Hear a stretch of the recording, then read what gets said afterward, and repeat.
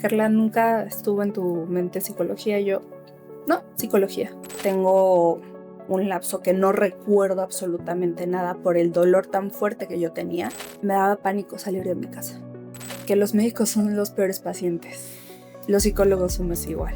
Sino porque el ir a terapia te hace conocerte. Es mejor trabajar ese dolor a seguir en la vida con él. Así que todos deberíamos ir a terapia.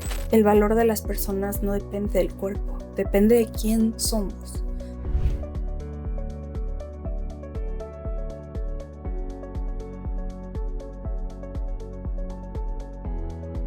Carla Haddad es una psicoterapeuta psicodinámica. Ha dedicado su trabajo a acompañar a niños, adolescentes y adultos en procesos relacionados con la ansiedad, la depresión, los trastornos de la conducta alimentaria y la construcción de la identidad.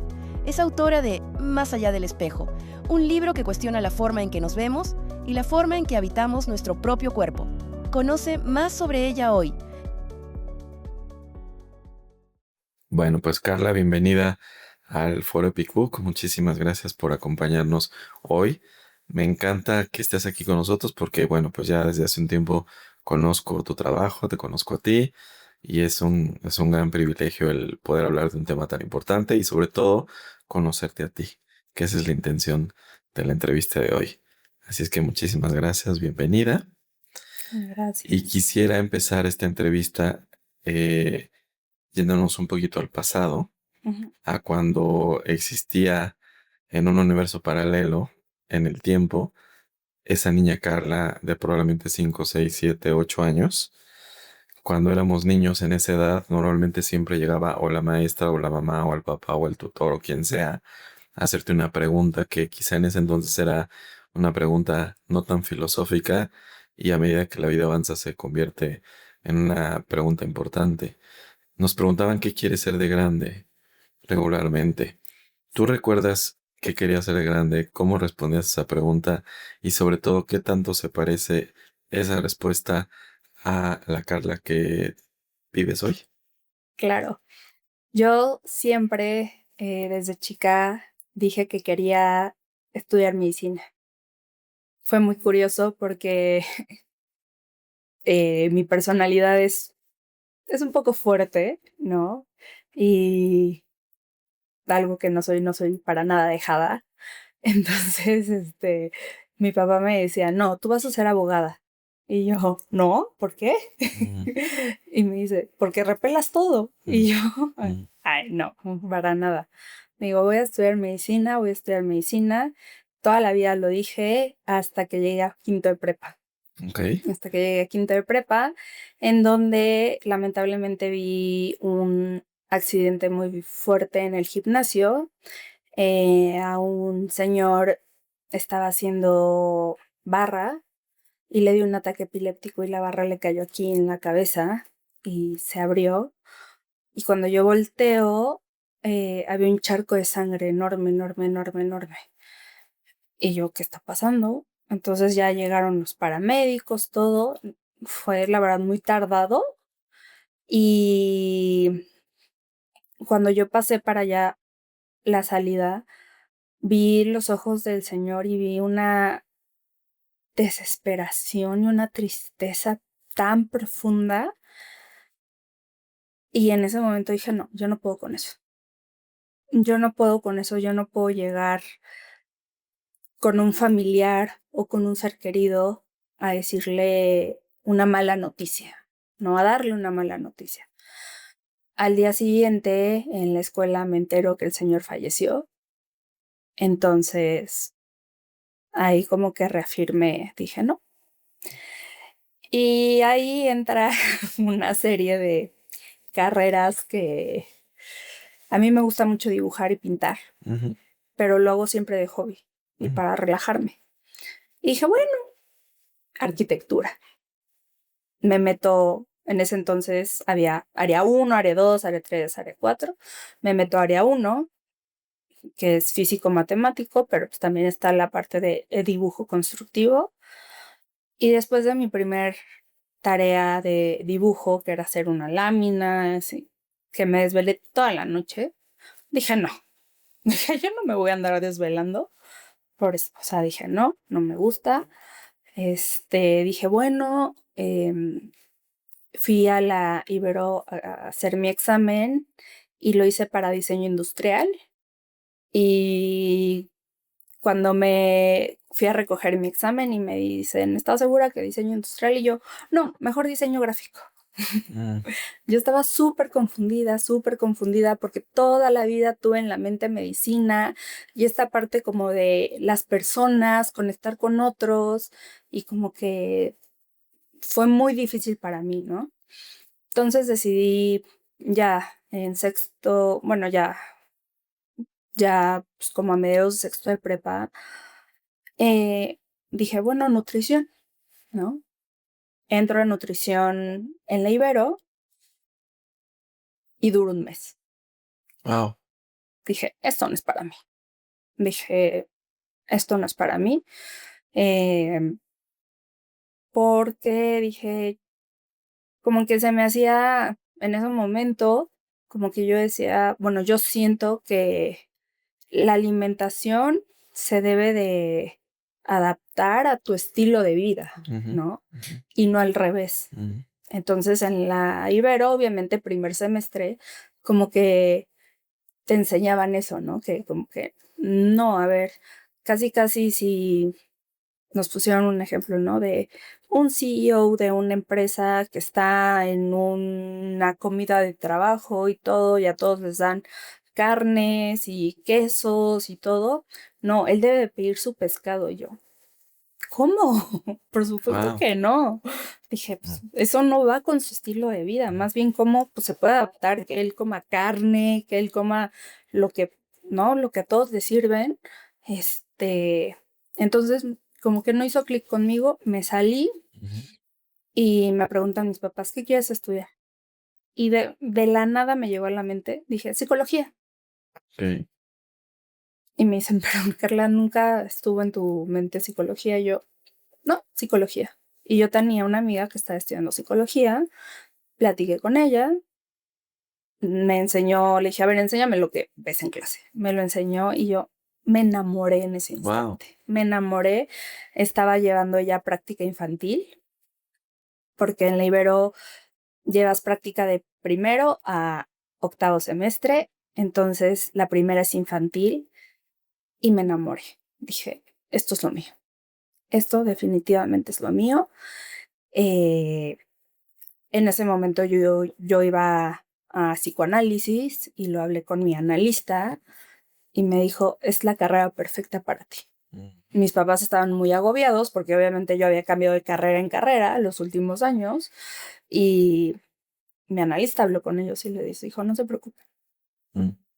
es la carrera para Carla. Y Y sí, así llegaste. llegué así a psicología, entré y hasta la fecha sigo enamorada de lo que hago.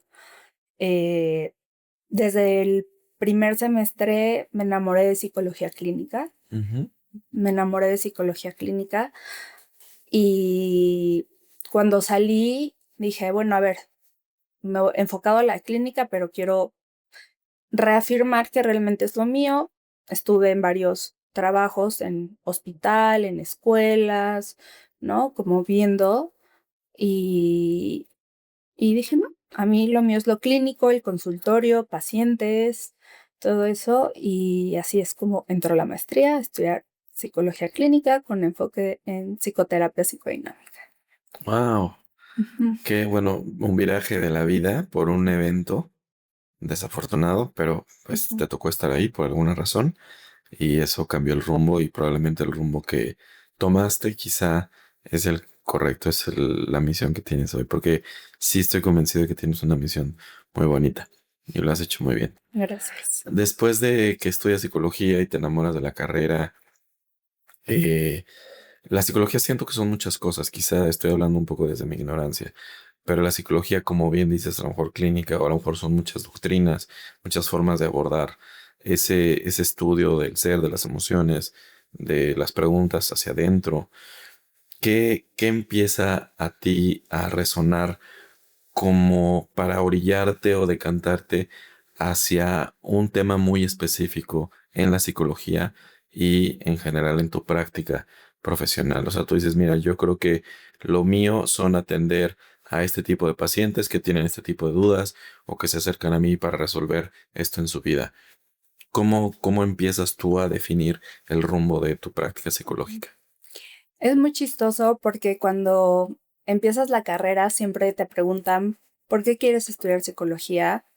Y la respuesta que das los primeros semestres es para ayudar a la gente. Pero conforme vas estudiando psicología, realmente te vas dando cuenta que estudias psicología para ayudarte a ti Correcto. y para conocerte a ti. Entonces yo me enfoqué en...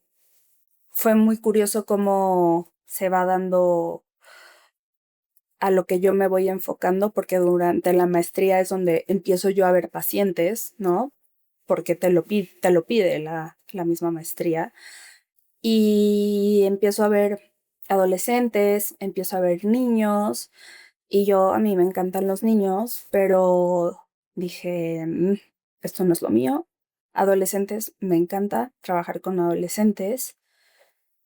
Y de repente me empiezan a llegar como una ola de adultos con temas de ansiedad, de depresión y temas alimentarios, ¿no? Obviamente el tema de la alimentación, pues siempre me ha llamado la atención, por algo elegí nutrición en un momento, ¿no? Entonces, cuando empieza la pandemia, bueno, yo ya había terminado la maestría, justo la terminé en 2019 y en 2020 pues empieza la pandemia, ¿no? Y yo empiezo a ver un aumento así brutal de casos de ansiedad, depresión y de trastornos de la conducta alimentaria. Lo empiezo a ver en mi práctica, ¿no? Me llegaban pacientes cada vez más, y fue muy difícil en ese momento trabajarlo porque pues obviamente estábamos encerrados, había mucho miedo, ¿no? Había mucha fantasía de muerte, por ejemplo, ¿no? ¿Qué pasa si salgo y regresando no me quito la ropa con la que salí o no me desinfecto los pies o cosas así, ¿no? El primer año de la pandemia creo que pues, todos lo sabemos fue muy difícil porque había muchas incógnitas alrededor de eso, ¿no? Pero yo empiezo a ver un aumento en estos temas que dije, ¿qué está pasando? ¿Qué está pasando? Y también empiezo a ver un cambio en mí porque me empiezo a dar cuenta que en las redes sociales se empezaba a promover mucho esto de que actrices, influencers, no tengo nada en contra de ellos, para nada, pero de que empiezan a hacer sus recetas de cocina, qué como en un día, o esto hago de ejercicio, esta rutina, ¿no? Entonces empiezo a ver como hay una conexión de lo poderoso que se volvieron las redes sociales en ese momento y cómo convergen al mismo tiempo la sintomatología en las personas. Mm. Entonces creo que fue eso lo que me fue llevando a lo que me dedico hoy en día. Me empiezan a llegar muchos adultos jóvenes, muchos, la mayoría, el 90% de mis pacientes son adultos jóvenes. Creo que desde ese momento es en el que se empieza a definir lo que realmente yo quiero, lo que ya realmente digo, esto es para mí. Y también, obviamente, esta parte mía de, pues a mí también me afectó la pandemia, ¿no?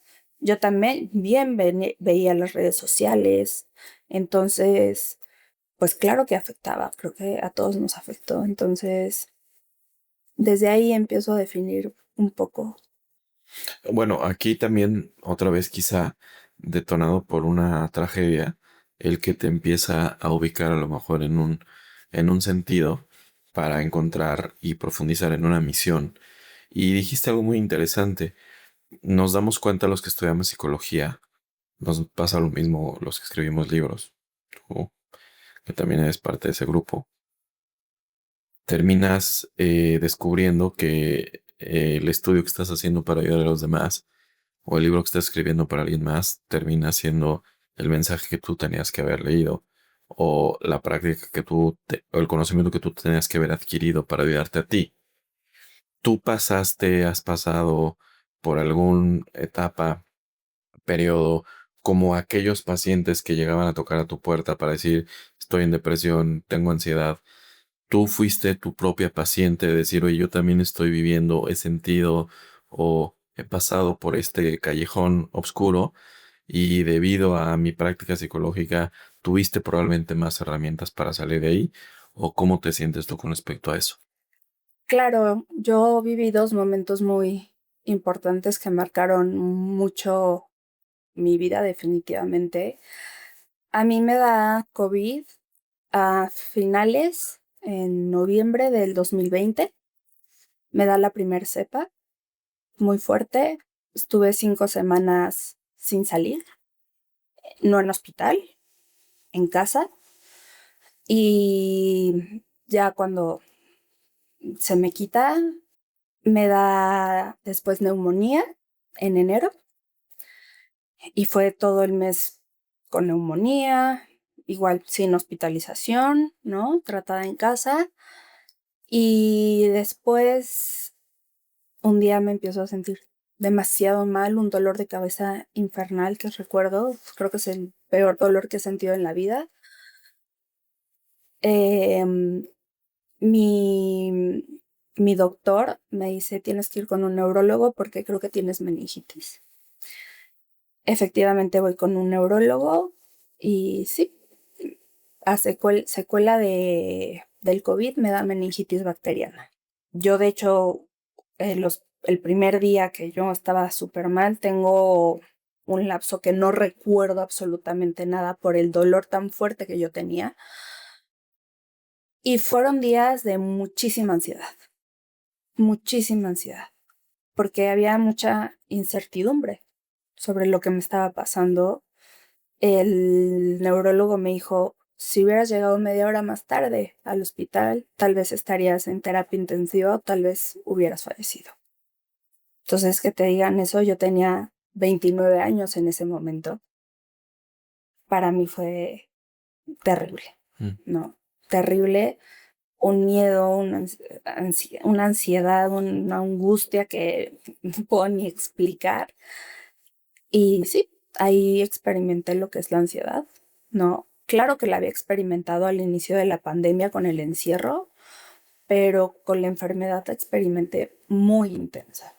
Y de ahí nace un año muy difícil para mí porque es un año en donde yo voy a cumplir 30 y dije, casi me muero.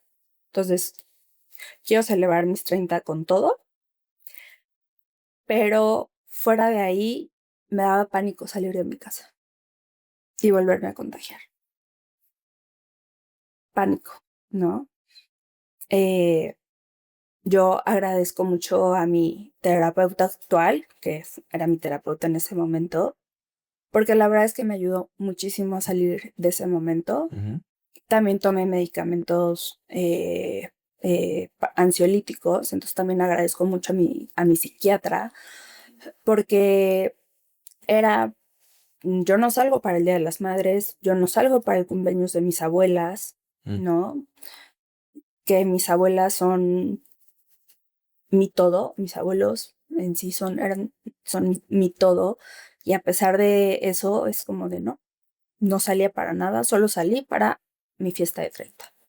Oye, Carla, y esto que dices es interesante porque un poco la intención de mi pregunta era saber si una persona que tiene el estudio académico, técnico, para poder a lo mejor manejar una ansiedad, una crisis, está vacunada contra eso, ¿no? Que tanto está combatiendo en otras personas. Por lo visto, no. Nos da a todos, nos agarra. El hecho de ser psicóloga o psicólogo te da alguna ventaja en algún episodio sobre las personas que estamos caminando por la calle y nos puede en algún momento pegar por algún tema de vida, una circunstancia, una ansiedad. Tienes más herramientas o nos pega a todos por igual, y el hecho de que seas psicóloga no quiere decir que Más bien al contrario, tú también vas a terapia y también promueves la terapia en ti. Entonces, ¿cómo ves en ese sentido si los que no estamos ligados a la psicología estamos más desprotegidos que a lo mejor un médico como tú que tiene, pues, un científico, ¿no? Que tiene la ciencia detrás del manejo de una ansiedad? ¿Estás en mayor ventaja, en desventaja contra nosotros? Da igual. ¿Y qué piensas con respecto a el viejo dicho de todo mundo tiene que ir a terapia? Yo creo que es igual para todos, ¿no? Y yo creo que hasta es más difícil para un psicólogo admitir que está pasando por un proceso emocional, Claro. ¿no? Es como el dicho que dicen de los médicos, ¿no? Eh, que los médicos son los peores pacientes. Los psicólogos somos igual, Mm, ¿no? Porque claro, podemos tener la teoría, podemos tener las herramientas, podemos conocerlas, pero no las aplicamos con nosotros, ¿no? Hay una parte muy egocentrista, creo yo, de parte de los psicólogos y es difícil aceptarlo, ujú, ¿no? Obviamente todos los psicólogos clínicos, bueno, y no todos los clínicos, o sea, también los que se dedican a otra área, tenemos la obligación ética de ir a terapia, ¿no? De tener una supervisión, ¿no?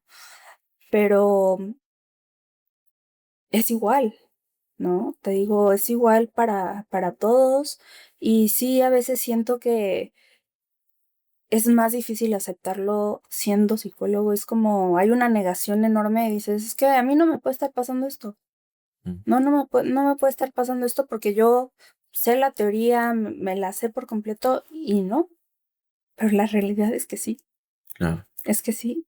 Entonces, a veces es más fácil tratar, ¿no? Acompañar a un paciente que aceptar que uno está pasando por un dolor emocional muy fuerte. Claro. ¿Y qué opinas con respecto a eso? Todo el mundo debemos ir a terapia, ¿no? Permanentemente. Yo conozco amigos que, que se ve que tienen como una coherencia entre lo que dicen, lo que piensan, lo que hacen. Y si pudiera pensar quizá en un común denominador, a lo mejor es que son gente que va constantemente a terapia. Yo soy del otro bando, de los que decían, no, yo, un psicólogo, no me va a entender o no me va a ayudar. Y entonces, pues he buscado a lo mejor respuestas en libros en otro lado.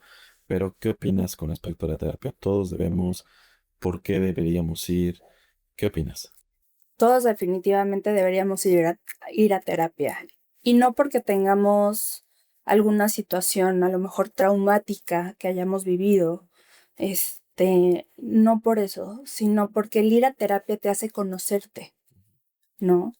Y eso te ayuda al final del día en tu vida, en tu día a día, te ayuda en tus relaciones interpersonales, en tu relación de pareja, en tus relaciones laborales, te ayuda a todo. Te ayuda a conocerte, saber cuáles son las partes positivas a lo mejor que tienes, las fortalezas que tienes y a lo mejor las áreas de oportunidad que tienes, en donde tienes que trabajar, ¿no? ¿Qué tienes que trabajar? ¿No? Yo sé que hay mucha resistencia a la terapia porque justamente la terapia es eso, te enfrentas a ti mismo y la terapia duele y duele mucho, ir a terapia duele mucho porque tú llegas y hablas de algo y sales con preguntas, sales con más preguntas con las que llegaste. Y sí, es enfrentarte a un dolor, pero al final del día uno tiene que saber que la terapia no es ir a sufrir. Al final del día, no sufres, no. Sí puede haber momentos que sean dolorosos porque a lo mejor te estás conociendo a ti mismo, te das cuenta de que hay dinámicas a lo mejor familiares que no son a lo mejor lo mejor y eso es muy fuerte, te das cuenta que a lo mejor la relación de pareja en la que estás no es la mejor, te das cuenta de muchas cosas, ¿no? Y eso puede ser muy doloroso enfrentarlo, pero como yo siempre digo, es mejor trabajar ese dolor a vivir con él y a seguir en la vida con él. Así que todos deberíamos ir a terapia. Creo que sí es ese miedo a descubrir cosas que sabes que tienes que escarbar, pero que no quieres entrar ahí. Creo que es una resistencia legítima de la gente que dice, no, espérame, yo sé que voy a caer en este recuerdo, en este momento de mi vida y no sé si quiero entrar ahí. Entonces creo que es muy valiente también el hecho de ir a terapia. Eres terapeuta, estás dando clases en una universidad, tienes una preparación de verdad muy loable, o sea, te admiro mucho por eso. Y luego Gracias. se te ocurre escribir un libro. Qué bárbara. Cuéntanos Sí. un poquito de dónde nace la idea y para qué es tu libro, qué misión cumple tu libro, por qué escribiste ese libro.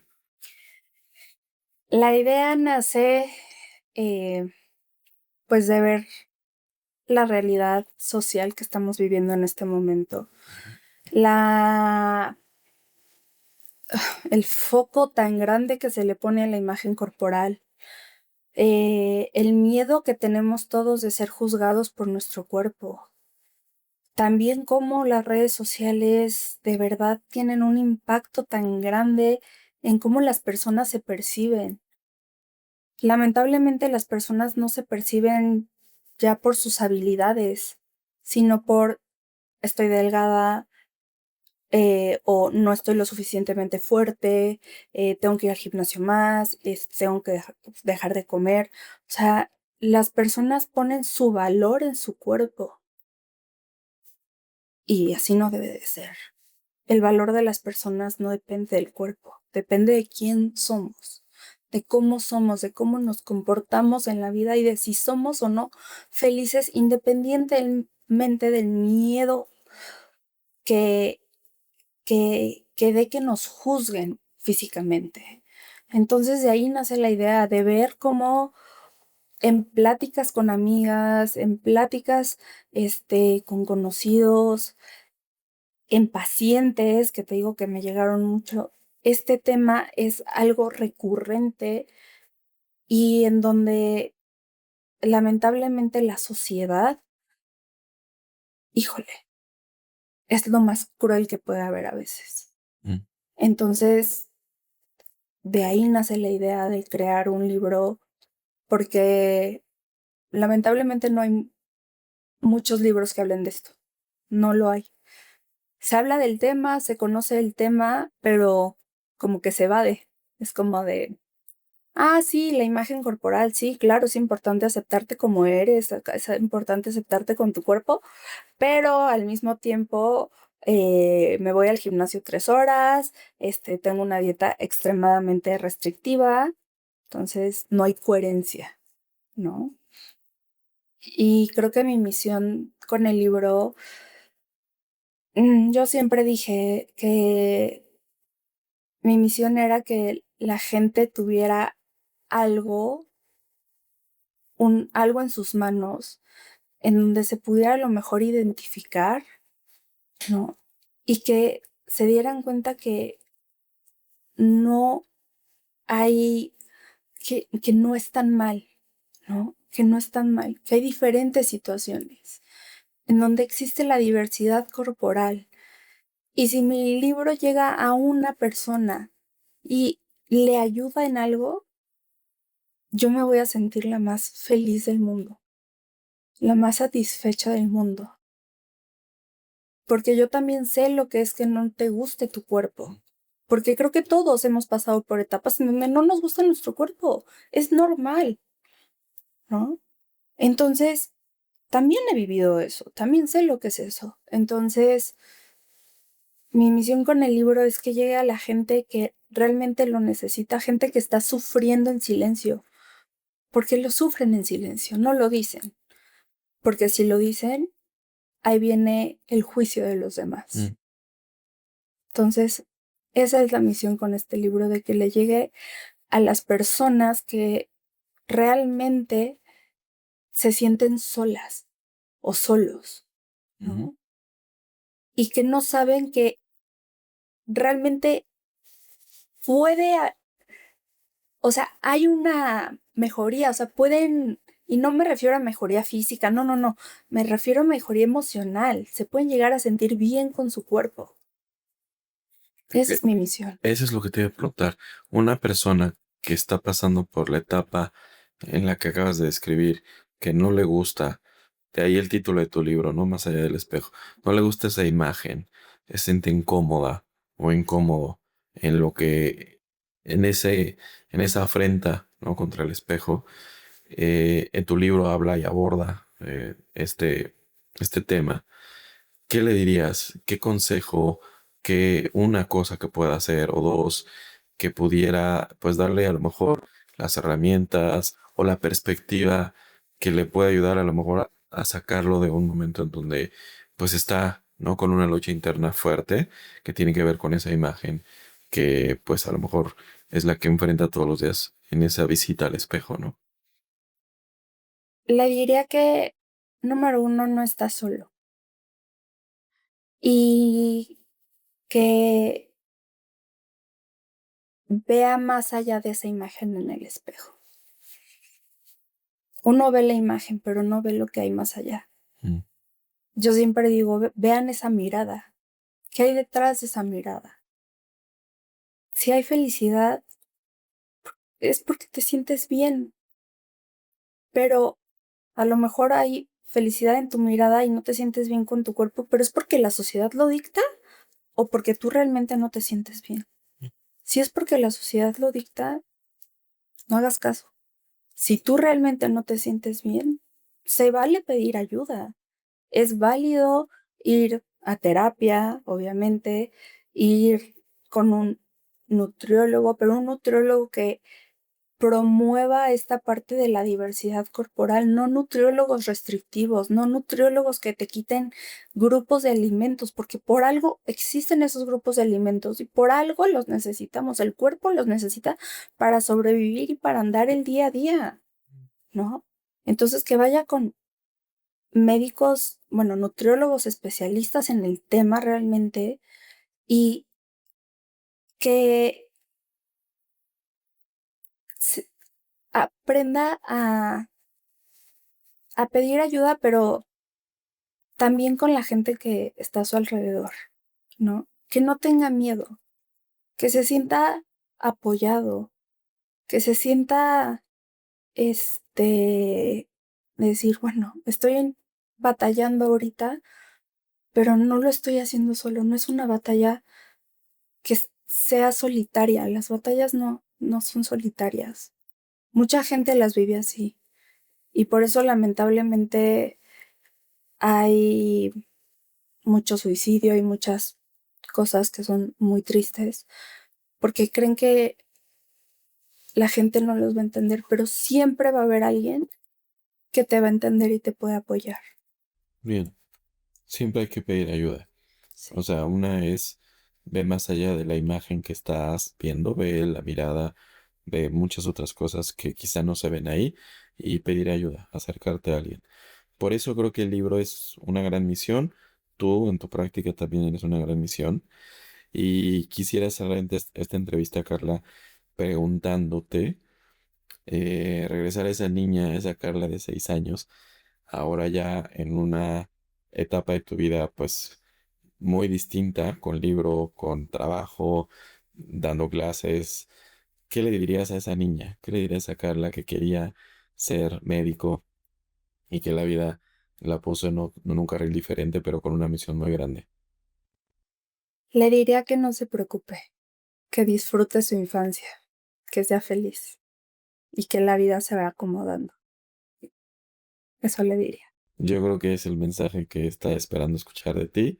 Y bueno, pues ya lo dijiste aquí en esta entrevista. Muchas gracias por venir a Gracias, visitarnos. Alex. Un placer, un privilegio. Me gustó mucho platicar contigo, un tema Igualmente. interesantísimo. Y bueno, pues terminamos, chicas.